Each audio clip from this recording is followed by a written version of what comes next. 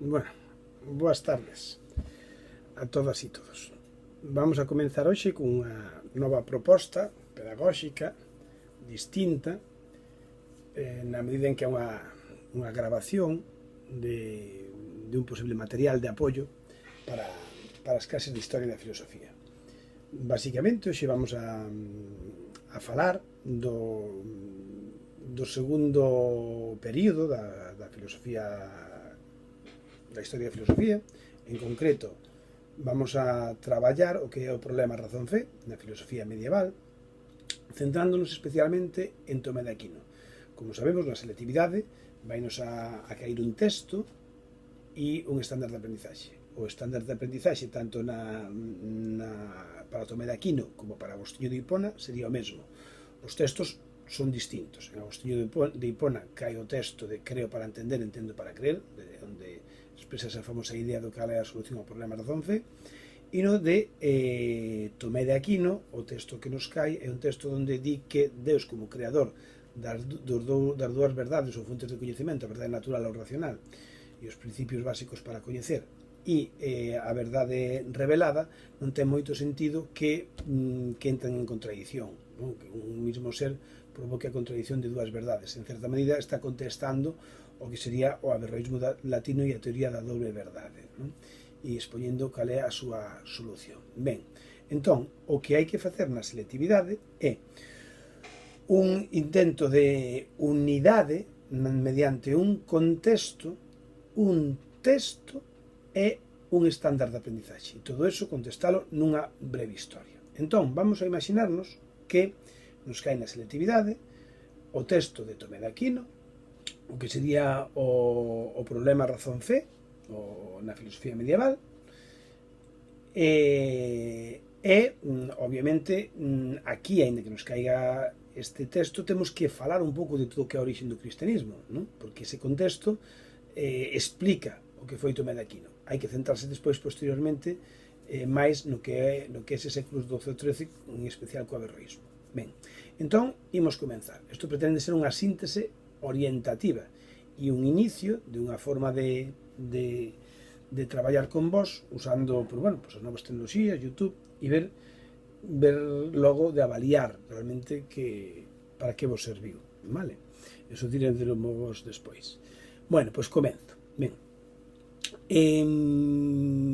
no inicio da resposta a esta pregunta, o máis lóxico é comenzar pois polo seguinte, en que contexto xurde o cristianismo? Pois ben, o primer dato histórico que podemos decir é que a primeira etapa da filosofía, a filosofía grega, pois divídese en varias etapas, sendo a última a etapa helenística, non?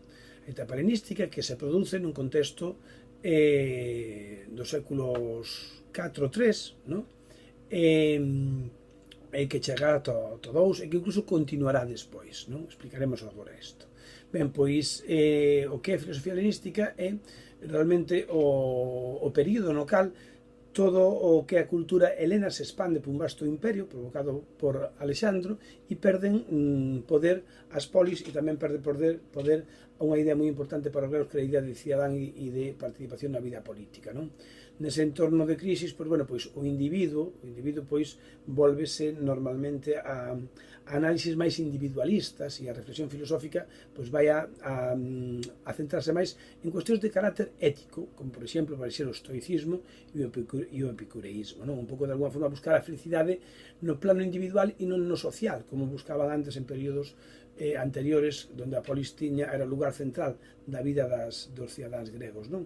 Exemplos como Platón e Aristóteles, que consideraban a polis por riba do individuo. Neste momento, pois, hai unha crise dese modelo e, polo tanto, a felicidade hai que buscar no plano individual. Ben, pois será neste contexto cultural e filosófico do helenismo, non? Con estas ideas, onde vai a aparecer un novo actor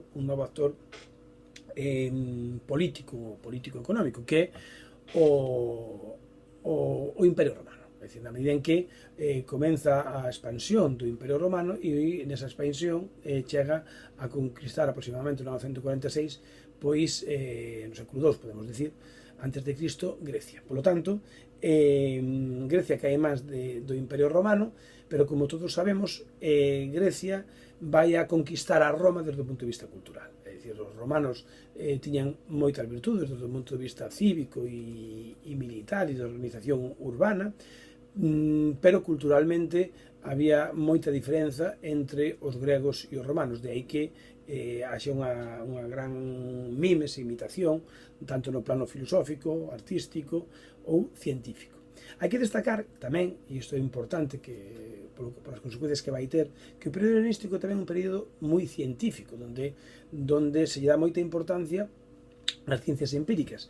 Por que motivo? Porque en gran medida ese espírito que había no Liceo de Aristóteles, que perdurou despois da morte de Aristóteles, pois foi trasladado a Alexandría, onde se formou a súa famosa biblioteca, e ese espírito que quería decir empírico, cientifista, donde se lle daba moita importancia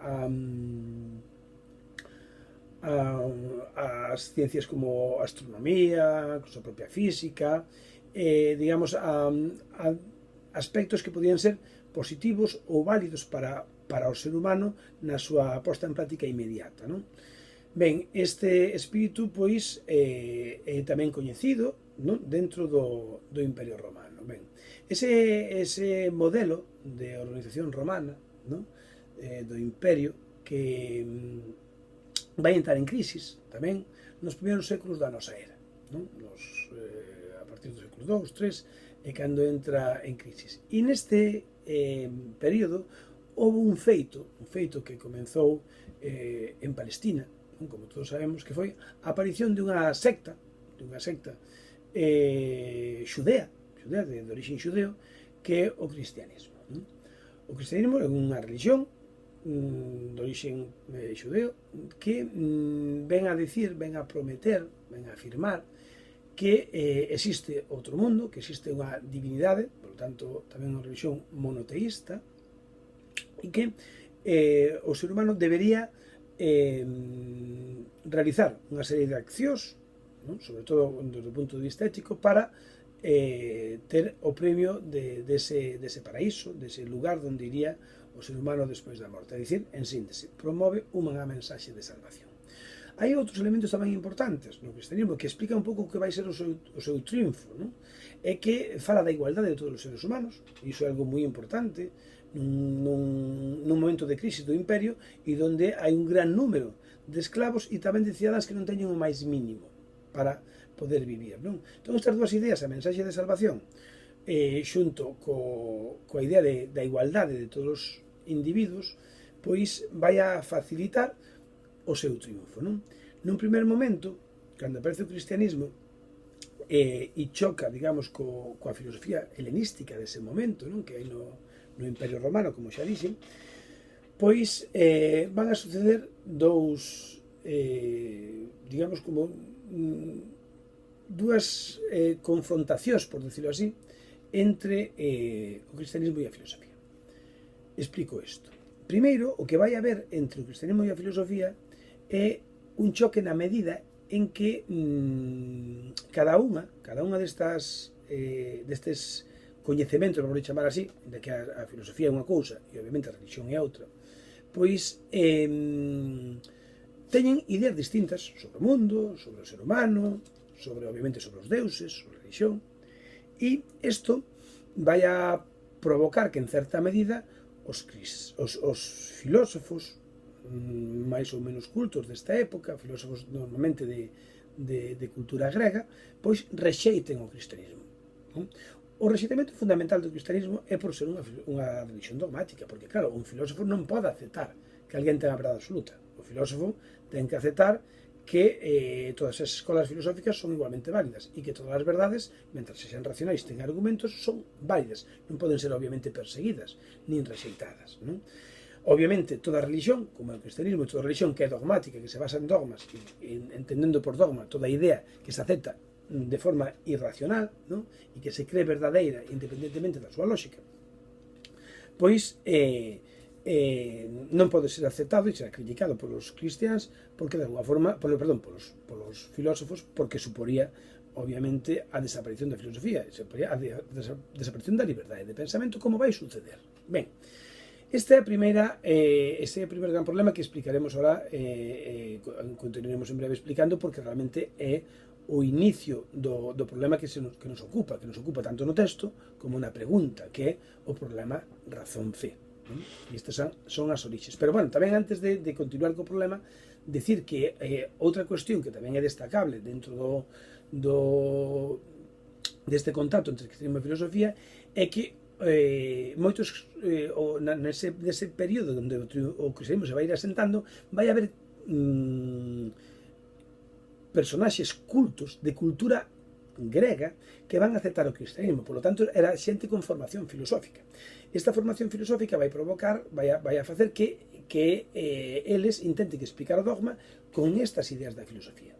Así vai ir xurdindo as primeiras doctrinas que xa lle podemos chamar ou síntesis de carácter filosófico cristiano. É dicir, van explicar o dogma con conceptos filosóficos, porque tamén os ataques viñan da filosofía, por tanto tenían que respostarlle que as mesmas armas. E entón vaise facendo o que se chama en latín un corpus, non? Un corpo filosófico cristiano, é dicir, ideas cristianas explicadas con conceptos filosóficos.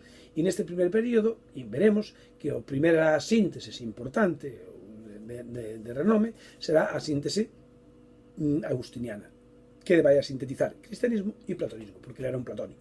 Entón, nese sentido, pois que vai a facer usar a filosofía platónica para decir o que vos decides platónicos, o que nós decimos platónicos, é o mesmo que di o cristianismo. Entón, vai nos explicar desde aí.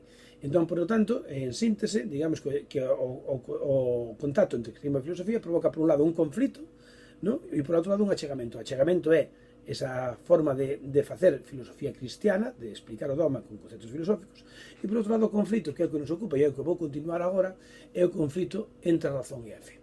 Obviamente, houve moitos pensadores moitos cristiáns que rexeitaron que a filosofía pudera servir para algo no mundo cristiano, que a verdade xa daban as Sagradas Escrituras e que, por tanto, todo o que saíra dai, pois o que podía facer, o único que podía facer era desviarnos do verdadeiro camiño, da verdade, que era a verdade cristiana. De aí que moitos cristiáns rexeitaran o cristianismo a filosofía, e só aceptaran o cristianismo dicindo frases como creo porque é absurdo, non? É dicir, por tanto, rexeitaban toda a racionalidade filosófica. Pero, obviamente, houve outro grupo de cristiáns que non. Entre eles é destacable Agostinho de Hipona e moitos dos pais que se coñece como a patrística, non? Dos cales o máis importante é Agostinho de Hipona. A patrística é o primer período que se chama filosofía medieval, non?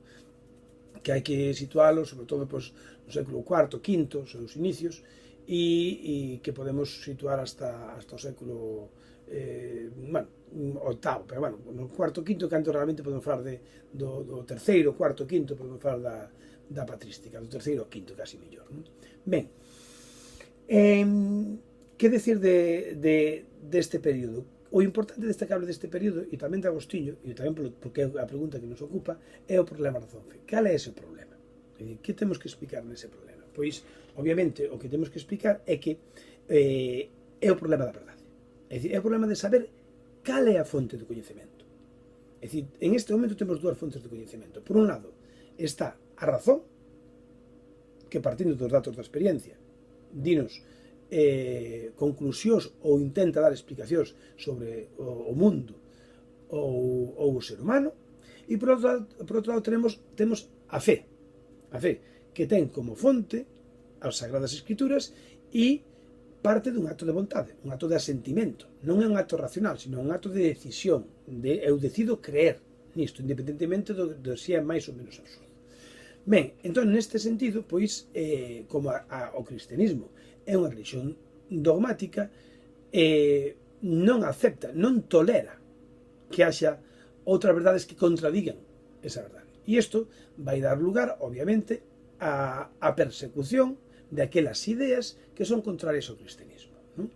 Exemplo disto pois, foi a queima da Biblioteca de Alexandría e incluso o asesinato da científica Hipatia por non aceptar os postulados do cristianismo. Pois ben, o problema da razón fe, entón, se seguimos explicando un pouquiño, radica en saber si a verdade é a verdade natural, é dicir, a verdade racional, a que só ten do ser humano ou é a verdade revelada. Como todos sabemos,